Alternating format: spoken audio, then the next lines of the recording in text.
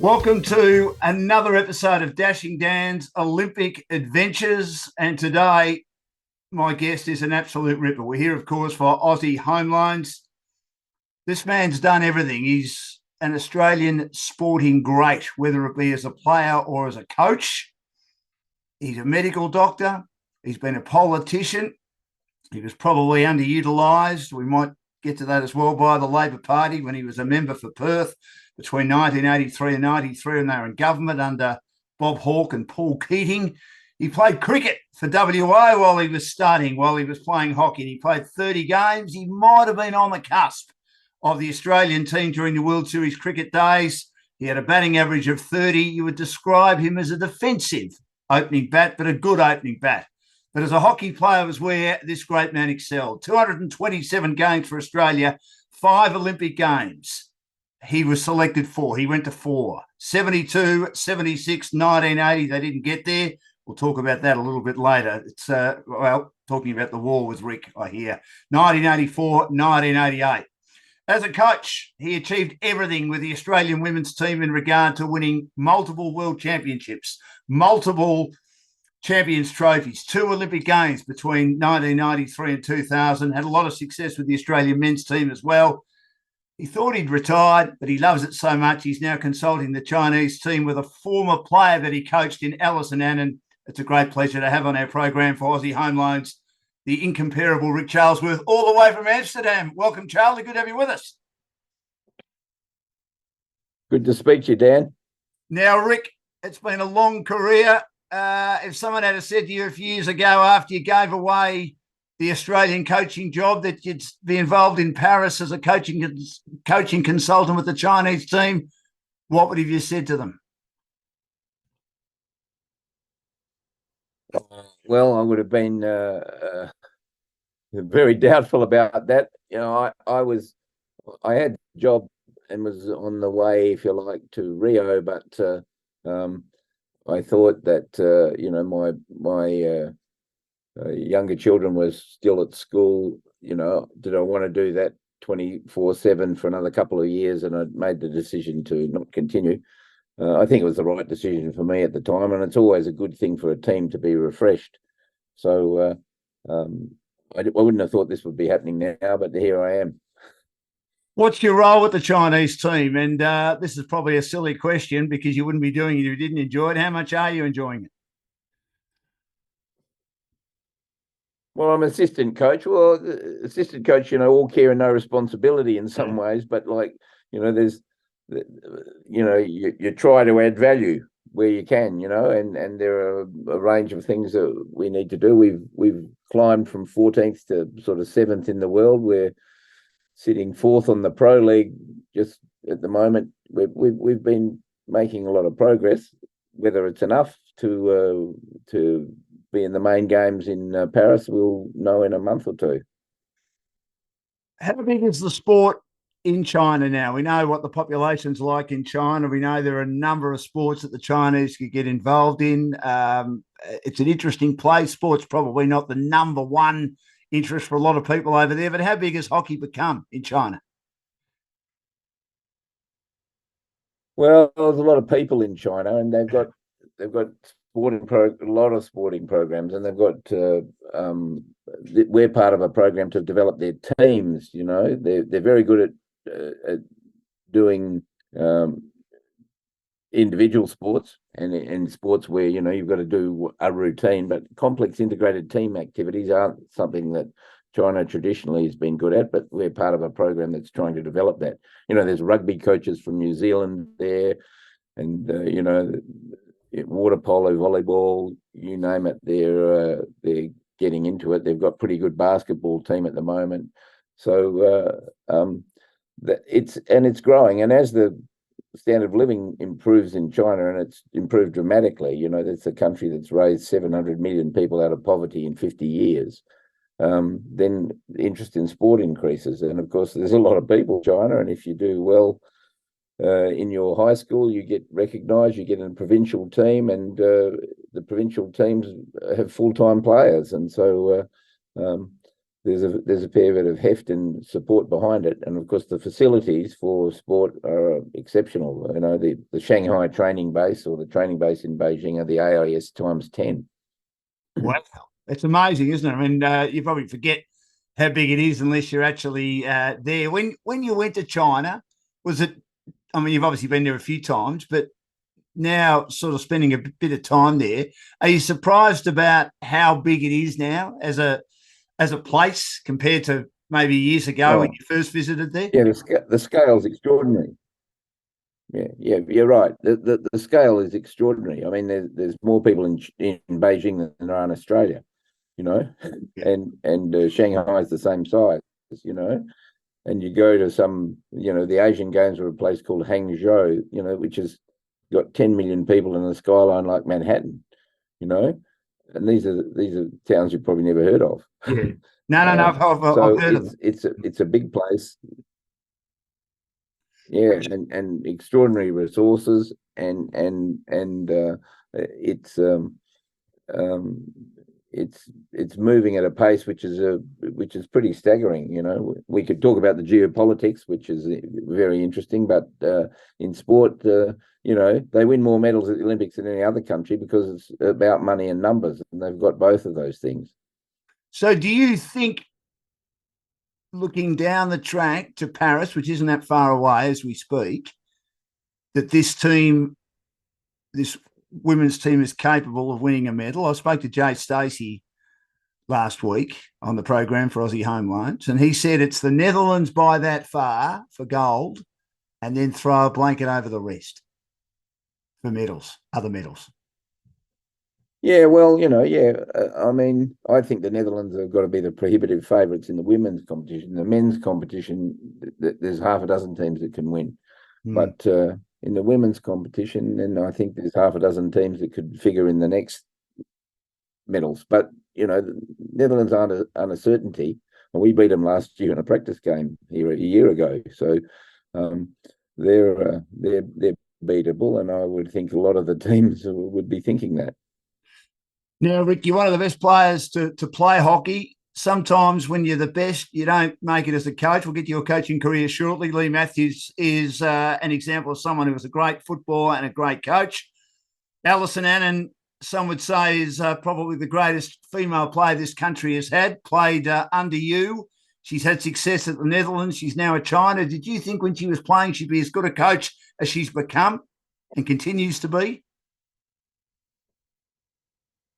Oh, Alison was always a player who was, you know, wanted to coach the team while she was playing.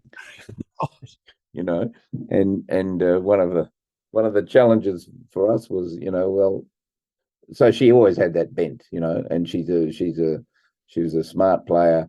She understood how it works, you know. So I'm not surprised, and you know, she's totally into it, you know, and you've got to be totally into it. So I'm not surprised that Alison's, you know, found her way in coaching. Ric Charlesworth is our guest, one of the all-time greats when it comes to hockey as a coach and a player for Dashing Down's Olympic Adventures for Aussie Home Loans to deal with anyone in Australia. They've got clients in every state and capital. Areas of expertise include purchasing a property, owner-occupied or investment, building a property portfolio, refinancing, and also all sorts of loans, equipment loans, car loans, and personal loans. Rick, in regard to your career, your first Olympic Games was back in 1972. Did you think that you'd make it so quickly to the Australian team? Oh, I think I was just very lucky.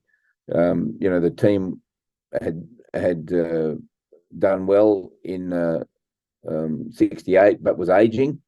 And as we got close to the 72 Olympics, I think there was some need for change, and I just happened to be there and around, and I was, you know, a surprise selection, I think, and got my opportunity at 19 years old, you know, and so from that point of view, you know, I thought that I might be good enough one day, but I was lucky, I think, to get selected in 72. But then I ended up playing all the matches and playing a significant role.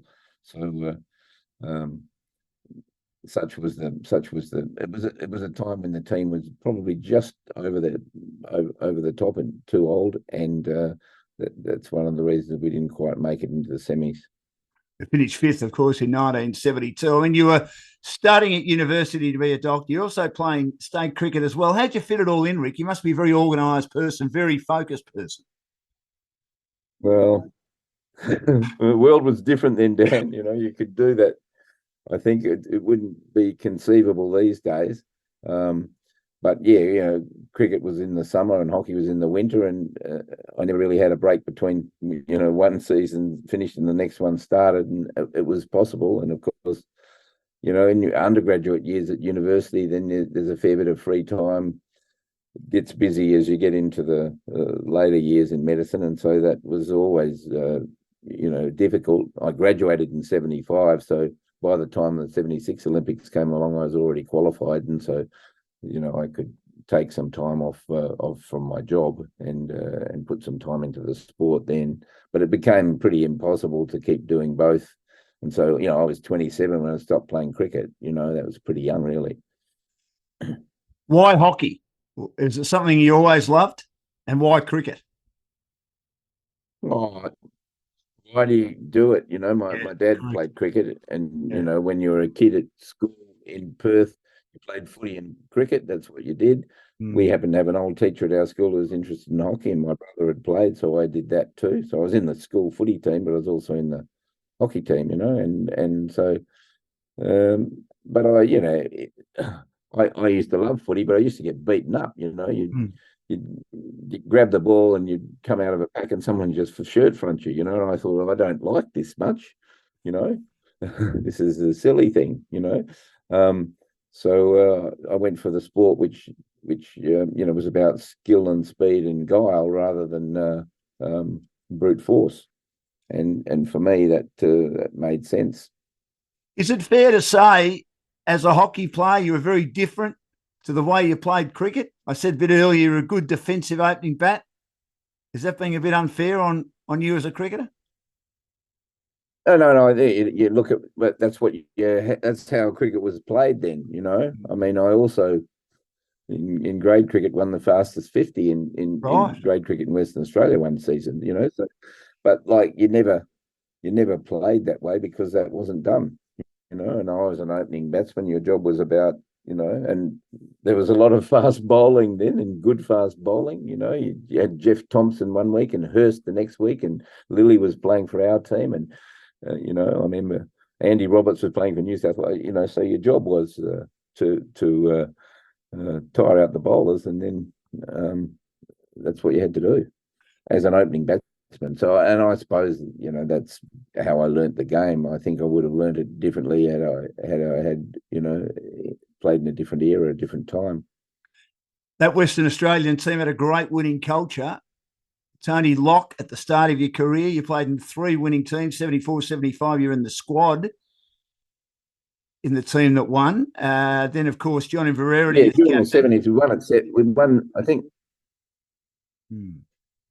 Yeah, we won the Shield 5 times in the 70s, and I was in the squad one year and didn't play because I had hockey commitments, but I was in the team that won 3 times. So yeah, we were very successful then.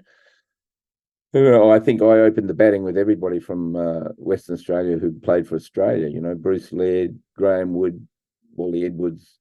Those were amongst my opening partners during my time. You had Jeff Marsh. Yes, another one. You said you had a great period then, and there seemed to be a magnificent winning culture. Did that have a lot to do with Tony Locke at the start and John Inverarity? He just seemed to be one of those great captains, wasn't he, Invers? Well, I think, John Inverarity was an outstanding sort of leader of the team in that period. Lockie was just before my time, but I think he set the groundwork, and I think Barry Shepherd was also pivotal there for Western Australia, but certainly during the 70s, Inver was central, and of course Rod Marsh was the captain also. Now, there was the Stumpy and Grumpy show. You were nicknamed Grumpy. Bruce Lee was nicknamed Stumpy. Why'd they call you Grumpy, Rick? Whenever I've spoken to you, you've always been happy and you've got this magnificent disposition. Is that not right? Most, most you did right there. Most unfortunate nickname, but we were both short of stature. You were, and so I remember maybe it's not PC to say this now, but they used to say, well, there go the two dwarfs, and his nickname was Stumpy. Yes. And so who was another dwarf? Grumpy, and that's where it came for me. So, but yeah, we were short of stature, but pretty good little combination at that stage. Well, you played a very similar role, didn't you? I mean, Bruce was an outstanding player of fast bowling, as we know, and so you're a left-hander. He was a right-hander. It seemed to work, didn't it? Yeah, it did, and you know, he and I, and then of course Graham Wood, who was my partner at university, because Lairdy went off to World Series cricket, and then later on Jeff Marsh was my opening partner.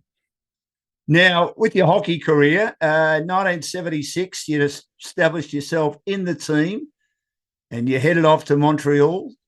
And you probably, is this an accurate comment? The team had started to change by now. Australia were beginning to dominate in most of the tournaments, and you took on New Zealand in the final. Was it one that got away, Rick? Yeah, it was one that got away, but I mean, the tournament, you have to look at what happened in the tournament. We actually played extra games, and there was an African team that didn't go. There was a boycott by the African nations in '76, and so there were less teams in the other pool, and we finished in our pool level with India, so we had to play a repechage game between the semi-final and the last round game. That was the longest game in history, 5 periods of extra time, and then a shootout to decide it. So by the time we got to the final, we played 2 more games than the teams in the other pool, and I think we just run out of steam. We beat India and Pakistan, who were the 2 world champions the previous year, and so we probably that day, you know, were disappointing, and you know, that was one of the things that happened. I played for Australia 17 years, 30 times against New Zealand. It's the only day we ever lost. Is that right? And I mean, I think it had, so, you know, I mean, it was an aberration.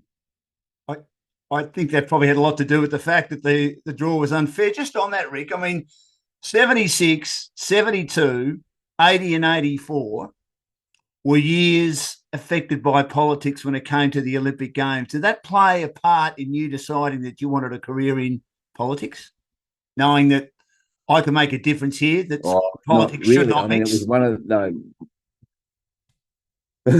no, I think they do mix, and they have to. And there's a lot of considerations that are important. For instance, in South Africa, the sporting boycotts really played a significant role in probably the change that occurred in that country, or played a role anyway. But I think that, yeah, I mean, what catalyzed me in my political view was the Vietnam War, and the fact that as a student at university, then we were faced with the prospect of going to fight in Vietnam, a war which I didn't believe in. I thought it was foolish, and was established on the basis of a lie. And I think history's proven that to be the case. And then we, you know, a couple of decades later, we go into Iraq in the same way. So I think that that was the thing that sort of catalyzed me politically. I mean, the boycott was another, you know, another part of that, I suppose, because once again, the politics, if you like, interfered with the sporting competition, and that was something that, well, our team had become very good. You know, we were silver medalists in 76. By 80, our team was, I think, at its peak, and we didn't get to compete. That was pretty frustrating. Yeah, I'll get to that in just a second. You were winning everything by then. I mean, you seem to everyone seemed to be, as you say, peaking and at the right age. Ric Charlesworth, Australian Olympic great in coaching and also playing in hockey, is my guest on Dashing Down's Olympic Adventures for Aussie Home Loans, who deal with anyone in Australia. They've got clients in every state and also capital city, and they do Zoom as well. So to 1980, as you said, Rick, you won everything. You were the red hot favourites. And of course, there was this kerfuffle. Malcolm Fraser felt that the Prime Minister at the time, Australia should boycott because they should be aligned with the USA over the Iraq situation and Russia's invasion of Iraq and the gains of Moscow. Again, this is where I don't think sport and politics should mix. As we know, the AOC voted. John Coates and a couple of other younger officials at the time or sports administrators got into the ears of the conservative members of the Australian Olympic Committee and they voted in favour of it. But then, of course, there was a loophole that allowed sports to pull out if they wanted to, and hockey pulled out. I get a feeling that you're still very disappointed about that because, as you said, you reckon that was the one. Well, you never know. I mean, anyone who competes at the Olympics gets one or two chances in their lifetime, perhaps, But our team was very good. It had been selected. We all worked very hard to get the AOC to make the decision they made, which was a very brave one back then because the government was against it. And then, unfortunately, the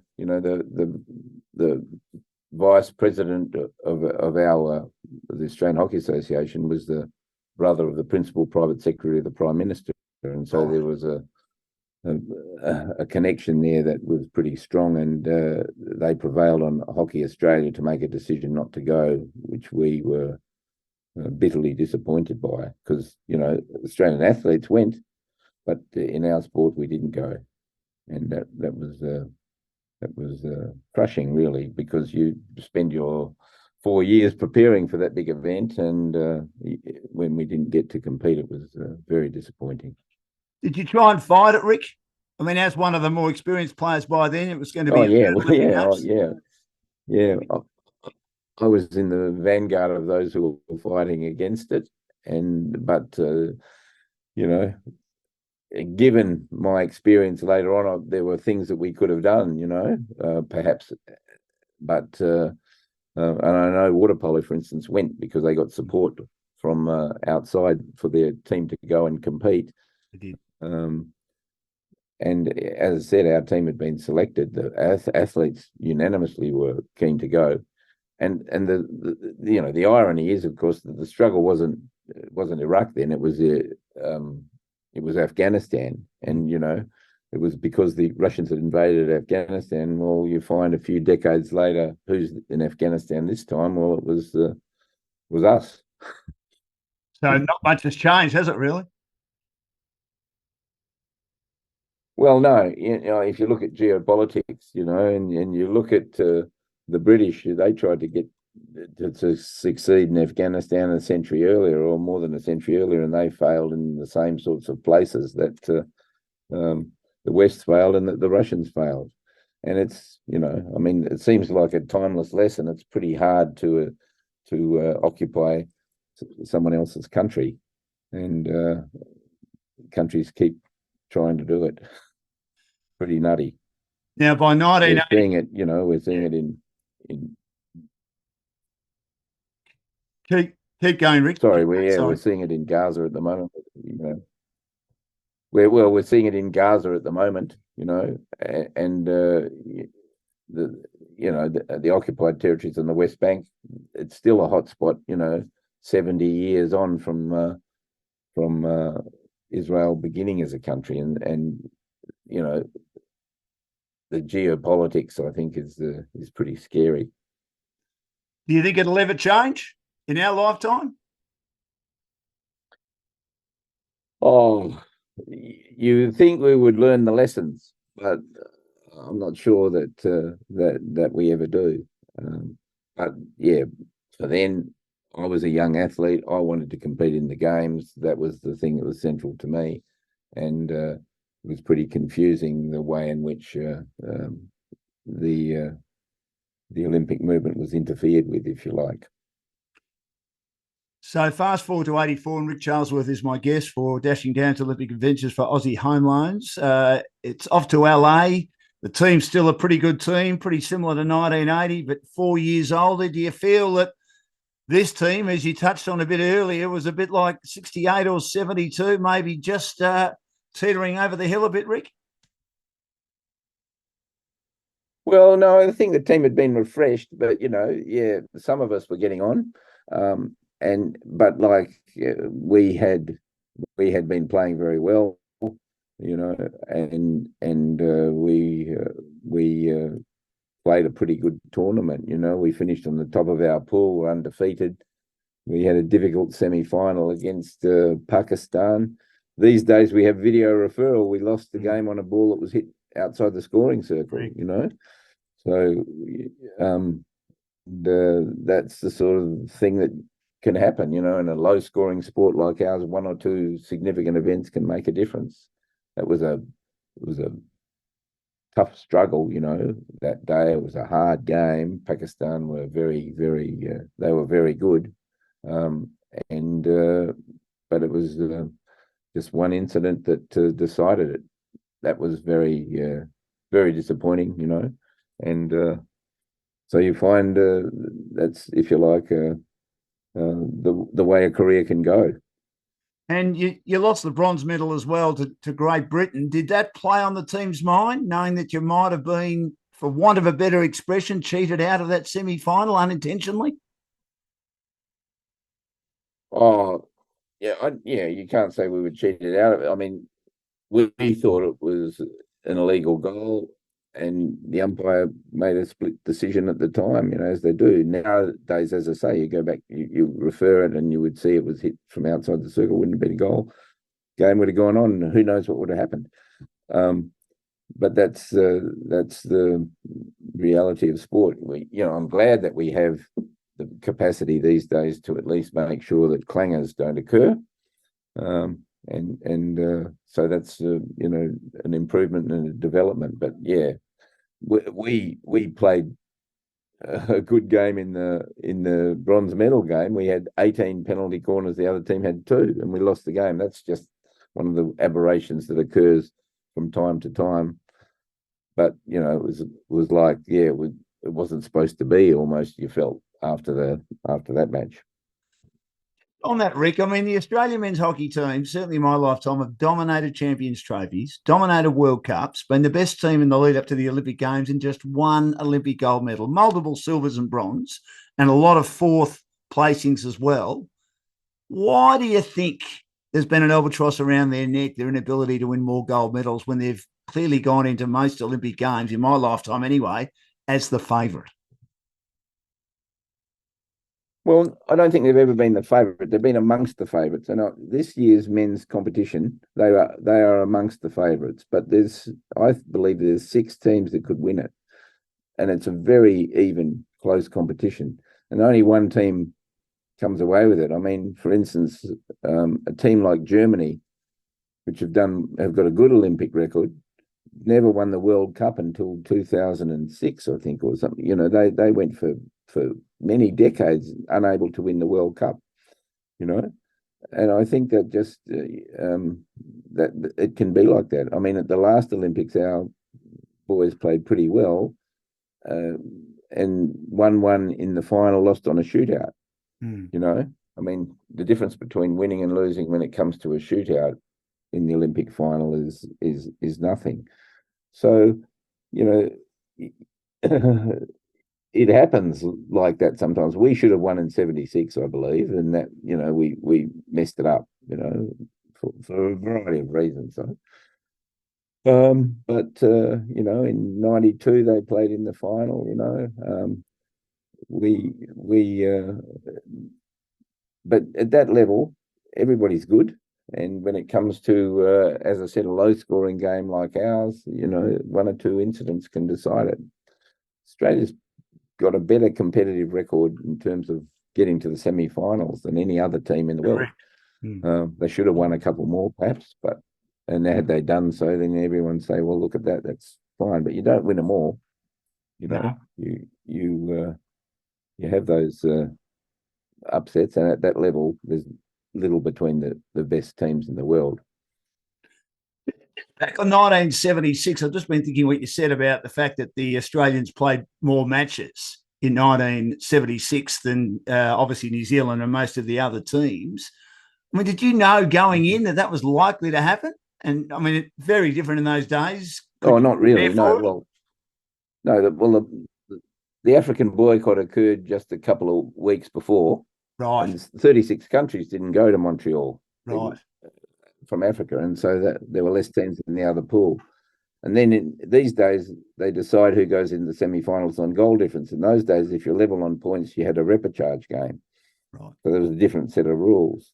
So that added extra matches, and that was in between the last round game and the semi-final. And then in the semi-final, for instance, we beat Pakistan 5-1, who had beat Pakistan 2-1, but Pakistan had beat New Zealand 5-1. Yeah. New Zealand won the gold medal in the end with a negative goal difference. That's never happened before in the sport. So you have these aberrations, if you like, and sometimes it works in favour of someone, and sometimes you get disappointed. Now, in 1988, Ric Charlesworth is my guest on Dashing Down's Olympic Adventures for Aussie Home Loans, who can deal with anyone in Australia. They've got clients in every state and capital city, and they've got over 25 lenders on their panel as well. You were 36, Rick, which is, I suppose, veteran stage for a sportsman, young for a person. Obviously, in life, you were halfway into your political career as well. So you're a busy person with a young family. One last shot at it. A new team was really starting to take shape. A young Jay Stacey had come into the team. Warren Birmingham was in the team. Mark Hagar. Did you feel this team was good enough? And did you know this would be your last shot at it? Well, I always thought our team was good enough to win at these competitions, but we were a bit unlucky. We lost 3 players in the month before the Olympics through injury, which took the gloss off the team, in my opinion. 3 very, very good players who had been important to our team. Dean Evans, Peter Hazlehurst, and Grant Mitten, who were all substantial players in the team and been in our World Cup team 2 years earlier that had won in London.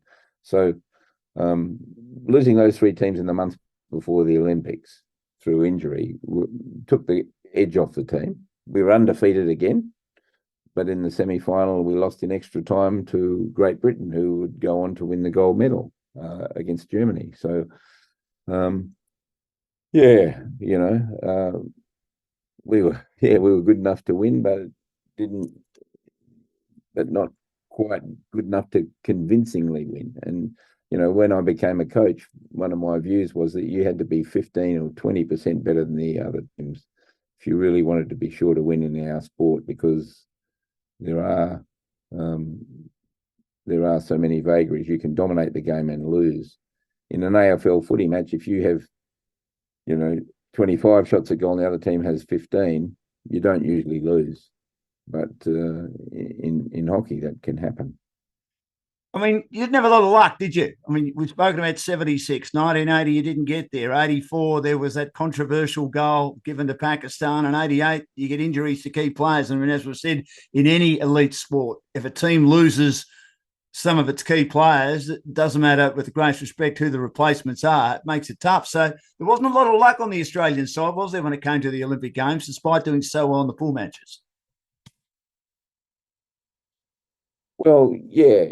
I think the pool matches, this is a hard medal to win at an Olympics, a hockey medal, because you can play for 10 or 12 days, be undefeated, and then it can be over in a thrice, But like if you run the 100 meters, it's over in 10 seconds. So that's one of the things that happens in sport, I reckon. But it's a long distance race, the Olympics in our sport, because you start at the beginning of the games and you're playing right up till the last days. Now, your political career ended in 1993. You retired in that election, the unwinnable election at the time for Labor. Of course, history will tell us they went on to win. You had 10 years in politics. I would have thought, Rick, you're unlucky not to be a minister. I think you felt you're unlucky not to be a minister. Do you know why? Were you not in the right faction? Did Hawke Oh, not rate you? well, Did Paul Keating not rate you? it's Sorry. it's pretty. No, I think it's pretty clear that um, I got in when we won in '83, and I was 3 years behind all of the people who'd got in the previous time, and they got into the ministry and they were part of the ministry and they were young and capable, and I was part of what I very proudly think was a very, very good government. And we did a good job. We managed the economy. We installed solidly Medicare. There were new trade practices. We floated the dollar. There were lots of things that the government did that were things that we can be proud of, and much of the change that occurred during that time has been sustained. But I was, if you like, behind a lot of those people. They were contemporaries of mine from university, but they were a few years ahead of me. Kim Beazley and John Dawkins and Peter Cook and people like that. And so, I was happy to bide my time and be learning. But over a period of time, I think your team needs to change and you need to refresh it.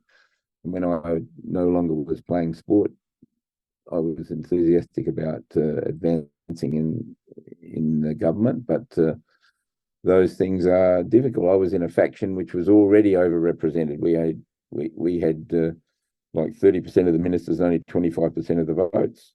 So Right. we, in fact, after the '90 election, we lost a member in the ministry, and so that was a period where I was hoping to progress, but wasn't able to. Did you go to Bob Hawke, considering he was your boss, and say, now, boss or prime minister, I need time off to go and play at the Olympics? Because he loves sport, didn't he? I don't think Paul Keating loves sport, and he probably didn't even know you played sport. But Well, with much during respect to him, but Bob loved it, didn't he? at the beginning, yeah, I had a supportive boss, and I was very lucky. But like it was always, I mean, when I got elected, I was going to be competing at the next Olympics if I got selected, and I didn't look beyond that. And of course, yeah, the prime minister was supportive, and the Olympics occurred during didn't occur during the Parliament sitting, so there was no issue there. I mean, I only travelled overseas 3 times in the 5 years I was in the Parliament and playing sport, and the team went, I think, 14 times. So I didn't do all of the fulfill all of the requirements. I wasn't always available because I had other duties, but I had a supportive boss. There's no doubt about that. And of course, then after I finished playing, there were changes occurring anyway. I was a supporter of Paul Keating in the challenge, and because I thought, as I said, things needed to be refreshed. Yes. And I think that's important. You look at any football team; it's continuously refreshed. No one. One of the worst adages in sport is you never change a winning team. That's really completely ridiculous. Of course, you make the team better any way you can all the time. So when you yeah, I was just going to say, Rick, sorry.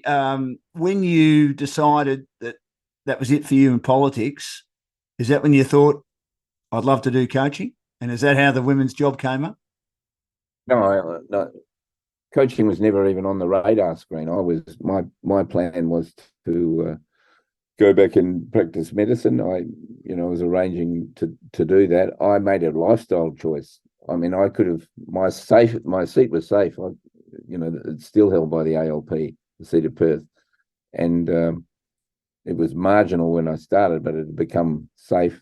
And my plan was to go back and practice medicine. I made a lifestyle choice. My children were growing up. I wasn't seeing them. It's very difficult travelling back and forth to Canberra on a regular basis, like you do in the parliament. I made a lifestyle choice in '92 that we're probably going to lose at some stage. Do I want to sit in opposition for 10 years? Am I willing to wait? And no, I'll go back and that was my plan. So I had no aspirations about coaching. I fell into coaching quite accidentally. Well, explain how that happened, Rick. Yeah, well, in 1992, in the middle of the year, I had a press conference. I said I'm not standing in the next election, and my friend Stephen Smith, who was the secretary of the ALP, he was very keen on having the seat. I knew that, yeah. and so that was about a year before the election was due, and then so that's June. Maybe in September, I got a phone call from one of the girls who'd just come back from the Barcelona Olympics. She played in our club, and she said, "Why don't you think about coaching our team?" Because I'd done a lot of coaching in my club, but I wasn't like formally thinking about it. My plan, as I said, was to go back to work in a hospital. And she said that, and I thought about it, and why not? I may as well apply. And I applied, and I was probably a controversial appointment to the job. But I had, done quite a bit of coaching, but only informally. And people said, "Oh, you've never coached women. Women are different." And my view was, well, no, I'm not sure. I agree with that. The game's the same, there's a bit less power and speed, but otherwise everything else is the same.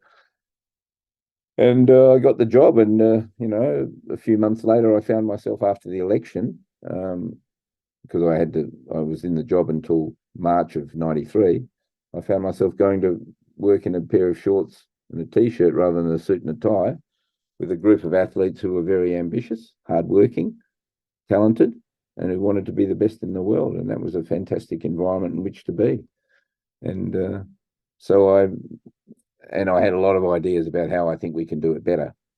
And so I was able to put that into practice, and I was very fortunate to be supported by the hockey administration. And over the next 8 years, built a very, very good team. Now, when you took over, as you say, they struggled a bit in Barcelona in '92 after winning in '88, which to some might have been a surprise. It was a very experienced side. I mean, Elspeth Clement was a star. They had, of course, Jackie Pereira, Sandy Pisani, a young Richelle Hawkes became such an important part of your team. What were you able to change, Rick, for them to become so good and then dominate women's hockey for the next 7 years, winning the World Championships, winning all the Champions trophies, and winning 2 Olympic games? I mean, they hardly missed out in the big tournaments.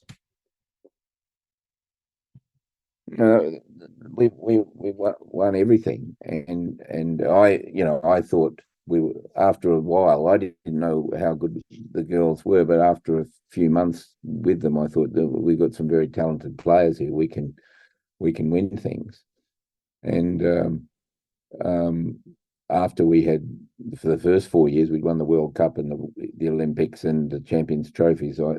People were saying, "Oh, well, it's someone else's turn now." And my view was, no, it's no one else's turn. If we keep improving and working hard, we can get much better than this.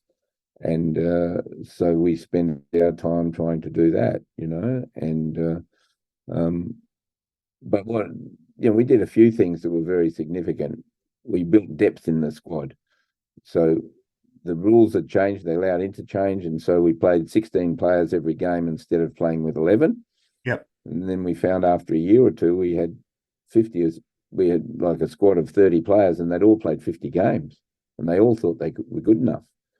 And so that created an environment of competition within the group, and that pushed the standards, and they pushed each other, and they competed against each other in a way which lifted the standards. And we had quality training. We played. We changed the names of all the positions. We changed the way we played tactically. We played a more aggressive type of game, heavily pressing. We were the best offensive team in the world, but we also, as a result of that, became the best defensive team because we played in the other team's half all the time, and then they changed the offside rule, and we were quicker than the other teams, I think, to adjust to that. We were certainly quicker to adjust to the interchange and how we used that. We played a higher tempo game than other people were used to, and so we were able to be quite dominant. And when I left the team, I believe that should continue.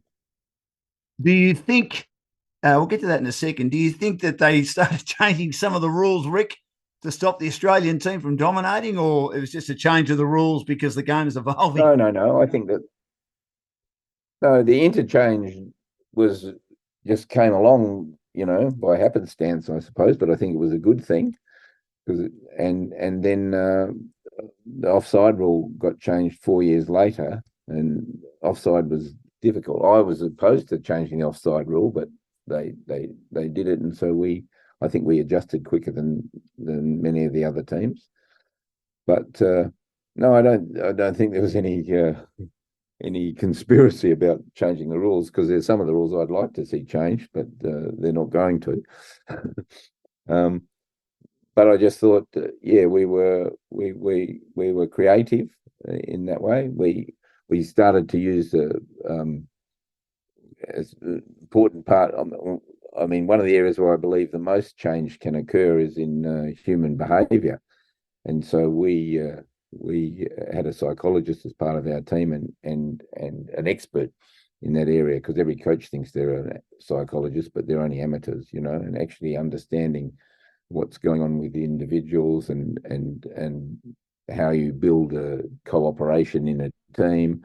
Those things are some of the hardest things to do, but if you do them well, you make a difference. I mean, for instance, we didn't have a captain for our team. We had multiple captains, and everyone had said that was controversial, but really it just made sense. And if you look at every sporting team now, I think they're doing the sorts of things that we were doing back in the 90s. Ric Charlesworth has joined me on Dashing Dan's Olympic Adventures, one of the all-time greats when it comes to hockey at the Olympic Games as a player and a coach. And, of course, we're here for Aussie Home Loans, dealing with anyone in Australia. They've got clients in every state and capital. And among their areas of expertise are construction, cash out, debt consolidation, first home buyers, equipment loans, car loans and personal loans. And they've got over 25 lenders on their panel. So you were keen to go to the 2000 Olympics. The fact it was in Sydney, did you feel more pressure, Rick? Or knowing you loved the pressure? Well, but there was a lot more. There was more pressure than ever before, because there was a great expectation then. It's easy when you're underrated. Everybody likes to be underrated, but once the expectation is that you should do well, then that becomes something that you have to manage, and can be difficult. And so going into Sydney, there was a lot of that. Even to the extent that, like, someone like Rochelle had to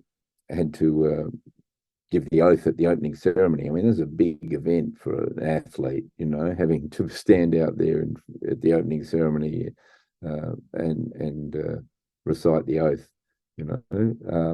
That sort of thing that brings lots of pressure to individuals, and there was an expectation for our team. Lots of people, you'd run into them, they'd say, "Oh, we've got tickets for the final." Well, we've got to get there first. That takes sort of 10 or 12 days before you know you're there. And so there was a lot of that sort of expectation. But I think, we had to manage it. And indeed, we played slowly at the start, but we built into the tournament, and we played some of our best hockey at the end. As you said, you're a believer in changing the team around. There were a lot of, in doing my homework on this, there were a lot of different names in the 2000 side compared to the 96 team. This is probably a hard question. It's probably asking, which one of your children do you love more? Which was the better team? Which was the more talented team? The 96 team that won in Atlanta, or the 2000 team that made it back-to-back in Sydney with a pretty different side? Yeah, it's always hard to say, different era, some of the rules have changed, things. I think that sporting teams generally are progressing all the time. The players of today much better than the players of 30 years ago. But that's not to say the players of 30 years ago, given the opportunity today, wouldn't have done equally as well. It's just that the game develops and the time that you can put into it. And so I think you got to say that the team in Sydney was a better team than the one in and part of that comes from the selection. There were one or two difficult selections we had to make before Atlanta. There were 5 or 6 difficult ones before Sydney because we had even more depth and more possibilities. And it makes the selection hard, but it's the sort of ideal environment for a coach that you have having to leave good people out rather than just find who the last one is. So when you have to make decisions like that, and it's line ball for the last few spots, indicating how talented the team is, what are the conversations like, Rick, that you have to have with the players that have missed out? Very difficult, hardest thing you have to do, that's not something that you look forward to as a coach because it just is very difficult. Because the athletes think, look, I've done everything you asked of me, and they have. But then we had to make a judgment between you and someone else, and we thought on margin that they were better because they'd done everything too. So those are very difficult conversations, and you don't go into them with any relish. But indeed, in one of my books, I've got a story written by one of the players who went through that. She missed out in 96, but she's successful in 2000, But in 96, she expected to get in and didn't, she describes her emotions, and those are very, very difficult.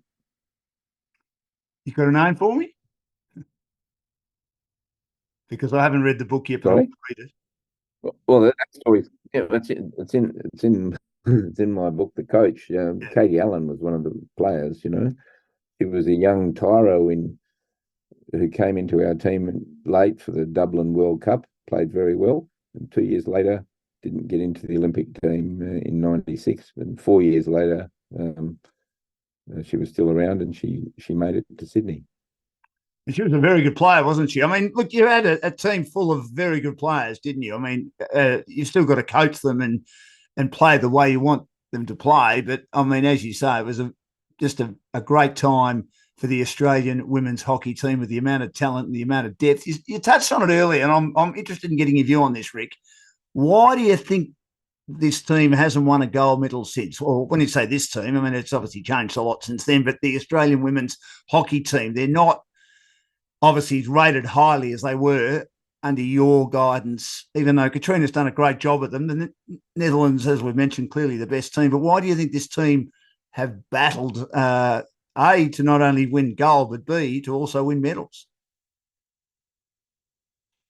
In 2004, as I said, when I left, I think they had the makings of a team to win in Athens easily. I mean, the hard thing in our game is scoring goals, and of the 6 goal scorers, significant goal scorers in Sydney, 5 were still available 4 years later. But Alison Annan didn't get selected. I think that was, for whatever reason, unfortunate because she went to live in Holland, but she was still Player of the Year in Holland a couple of years and didn't get selected for Australia. I think that was a mistake. And others moved, and in the tournament in Athens, they just missed out. Twice since then, they've missed out on the semi-finals at the Olympics on goal difference. So they've been very close, Twice they've played in the World Cup final in that sort of last 20 years, Now, if the Matildas got in the World Cup final, it would be, front page news for a month. So, and in some ways, that's just the way the media reports the sport, I suppose, unfortunately, because we're still waiting for Matildas to win a medal at major competition, and yet they're the flavour of the month now. Whereas in the 90s, the Hockeyroos were there. The Hockeyroos were there because of fantastic performances. Unfortunately, for the water polo team, someone else wins, it doesn't seem to get the same coverage. Well, I did in 2000. So I'm blaming the media there for some of that, Dan. Yeah, well, look, Rick, I'll and last year. Yeah. Go on, keep going. But last year, our the women won the bronze medal at the World Cup, and I think that they're going to be competitive again in Paris. With a few breaks, who knows? That's where it is. Are we too? Well, you're from WA. I'm from Melbourne. Spent some time in WA, as you know. Are we too AFL centric? I think we are. Oh, yeah, well, if you look at Australian sport, look, I mean, I lived in New Zealand for a couple of years with New Zealand and worked with New Zealand cricket. Yes. And in New Zealand, rugby is everything. But I used to say to them, well, if everybody in Australia played rugby, we'd murder you, because all of those fantastic athletes in the AFL, they're not playing international sport. They're not playing soccer, or they're not playing rugby. And so we've got so much sport. And so, we've got 2 rugby codes, soccer, footy, and then you've got secondary sports like hockey and others, so the balance being stretched a lot. We're fortunate in hockey to still have enough, if you like, top grade athletes who are playing our sport, and that maybe they're the ones like me who decided, we don't want to get beaten up. That doesn't mean they're not courageous, because as well as I do that hockey balls hit around at 120 k's an hour. It's going fast and it's flying all over the place. You've got to be brave, but you just don't get crunched all the time, which is part of the deal in rugby or Australian football, isn't it? Ric Charlesworth is with me on Dashing Down's Olympic Adventures for Aussie Home Loans. Rick, when you retired from coaching the women's team, I always remember having a conversation with you and the great Glenn Mitchell and the late great Wally Foreman in our ABC Perth studios many years ago now, after you'd retired, that you always wanted to coach the men's team. That was always, you'd coach the women's, you'd had a lot of success. The men's team was the other mountain, wasn't it? Yeah, well, they offered me the job straight after Sydney, and I needed a break, and so I did some other things. I was with the AFL footy team. I lived in Italy for a year. I wrote some books, so I did a range of other things, and I got back to the men's team after Beijing, and even I was 6 years with the Kookaburras. And the Kookaburras won everything, except we slipped up on one day, and we had a better winning record than the Hockeyroos,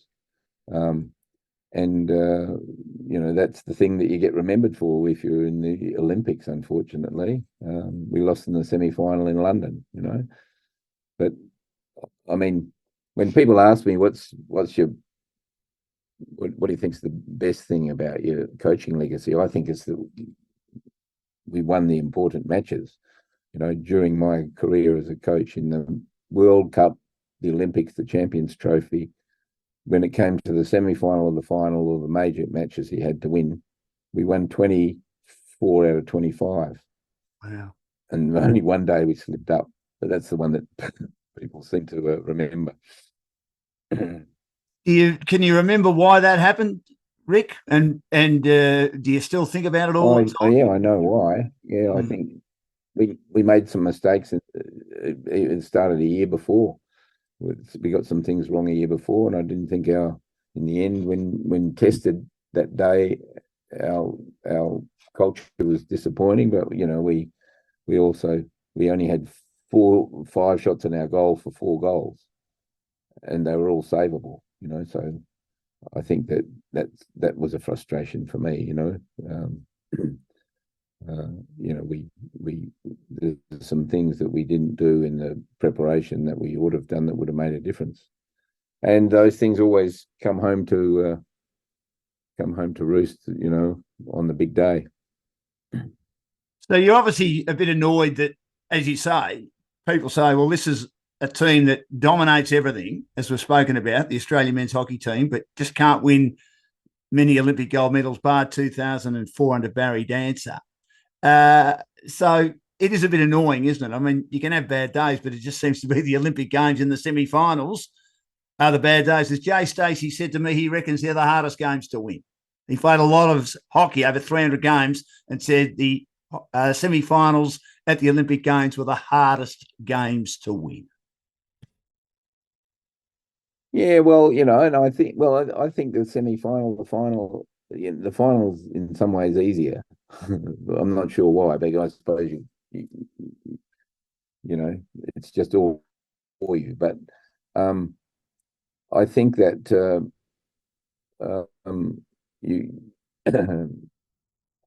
you have to be able to play well that day.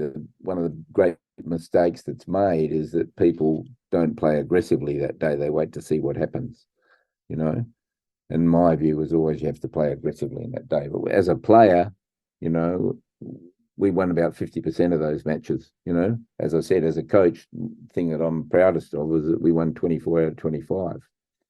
And I think that was because we prepared well and we probably worked very hard at developing a team that was 10%, 15% better than the other teams, because it's easy to be a successful coach if you've got a good team. The bit that I'm proudest about my coaching record is that we were sustainably good over a long period of time. That's something that not many teams do. You're ahead of the field a bit too. I always remember when I interviewed you at the 2009 Champions Trophy in Melbourne at Royal Park there. Beautiful venue. And you were the coach, but Graham Reid was coaching the team for that tournament. You were already starting to look at a plan down the track about who might be the next person to replace you. And it was still reasonably early days in your time as coach of the Australian men's team. You're always looking for that advantage, aren't you, Rick? That's always been something in you. Is it something you were born with, or is it something that you developed over the years? Well, I think there's a couple of things there. I mean, if you're going to coaching, used to be okay. A long time ago, was even you had the captain coach. I mean, but then it became this thing. Okay, this person's the coach of the team, but they always needed assistance, and you need relationship with your athletes, and you need a collegial approach to how you go about it, because there's too many moving parts in a team when you break it down. So your assistant coaches have to own stuff, and they have to, if you like, be being developed all the time, and they have to be people who will challenge you and ask hard questions, and you have to have if you like, an environment in which there's a hot spring of ideas. And so I always tried to encourage that. I want people as my assistant coaches who want my job, and who believe they can do it, and who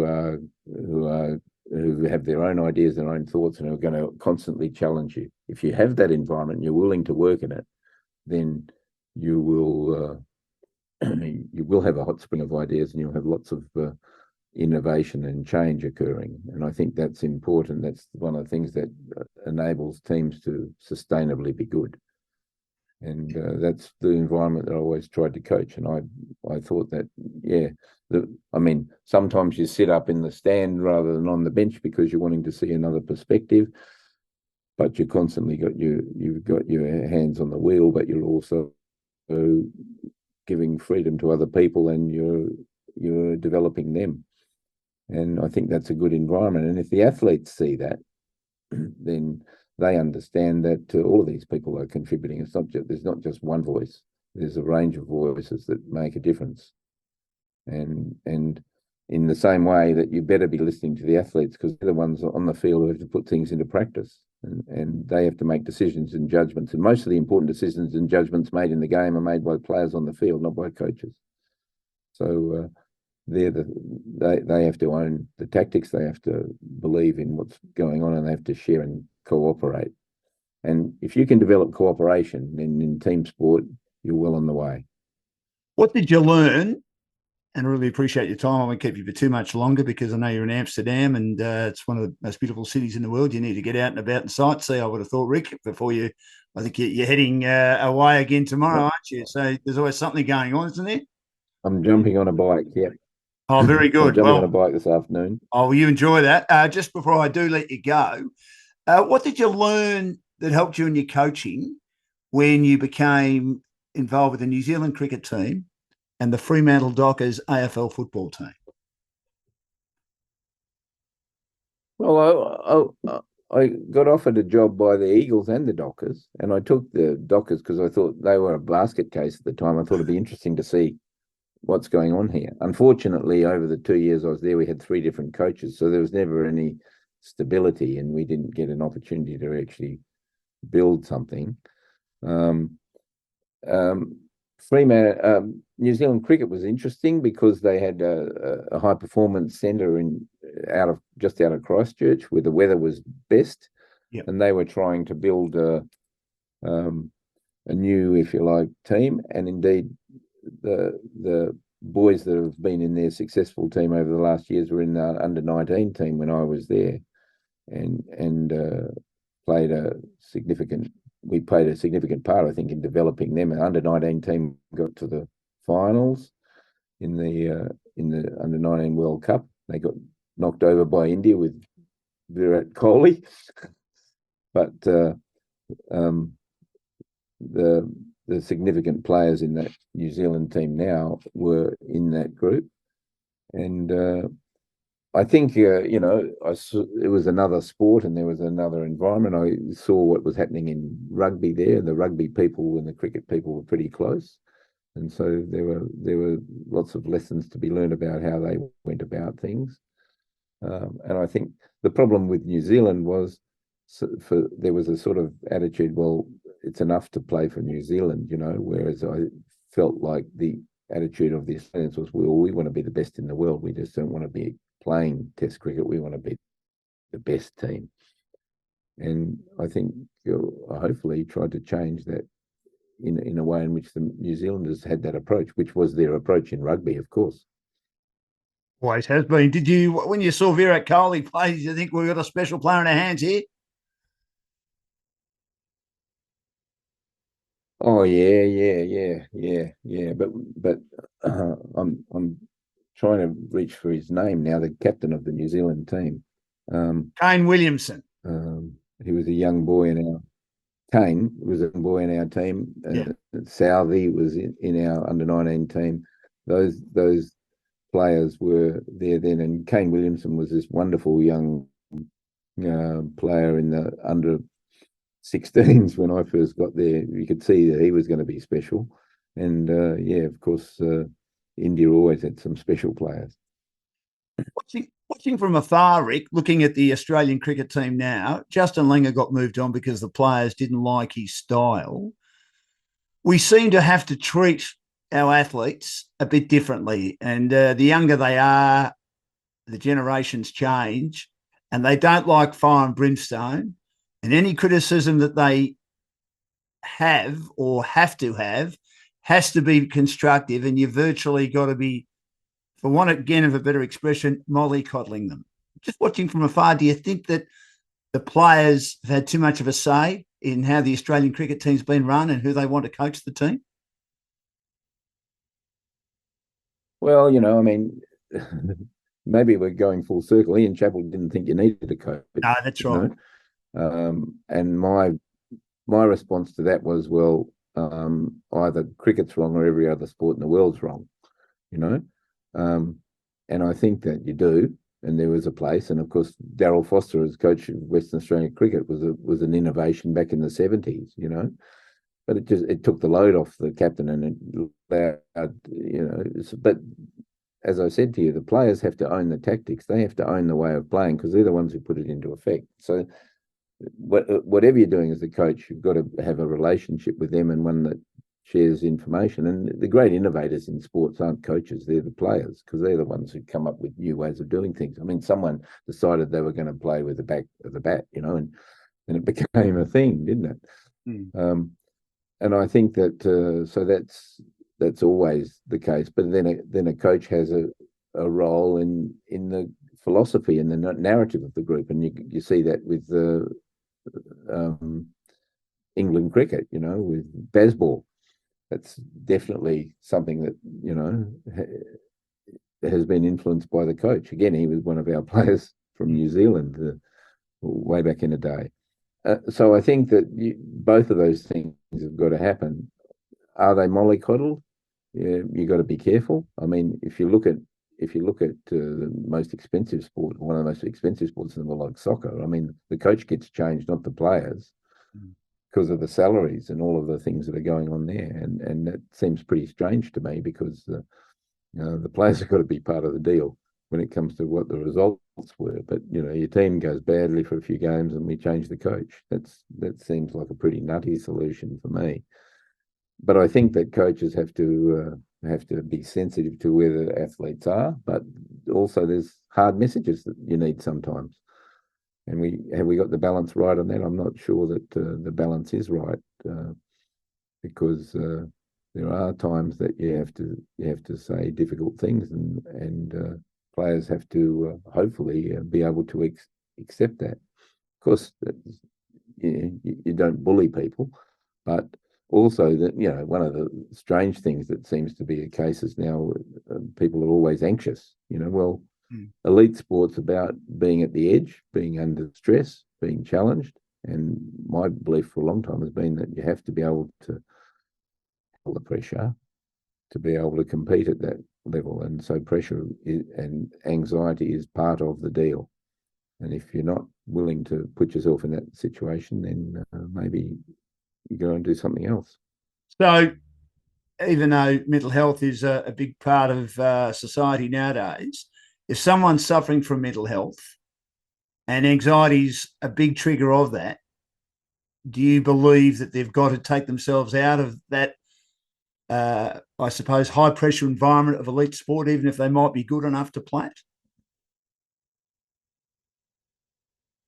Well, well, as I said, I think everybody who's playing elite sport at that level suffers anxiety, and it's stressful, and being able to cope with the stress or the pressures is part of the deal of being an elite athlete. You can learn that. You can develop the skills to handle that. Many athletes did, and were always able to do so for all sorts of reasons, with their own mechanisms. But they can be helped, and that's why you need specialists in human behaviour who play a role. And I always had, as part of my team, people who were specialists in human behaviour. Indeed, after our slip up in London, with the men's team, we had 3 sports psychologists. They weren't full time, but they were all working with our group in an endeavour to remedy that. And 2 years later, in a World Cup final in Holland in front of 25,000 Dutch people, we played Holland and won 6-1. In a real cauldron of opposition. So I'm not saying that was the reason, but I'm saying we did rectify some of the things that I thought perhaps helped us to slip up in London. What's the sport so big in Holland, Rick, where you are at the moment? It's a massive, massive sport. And is it bigger Strong than club?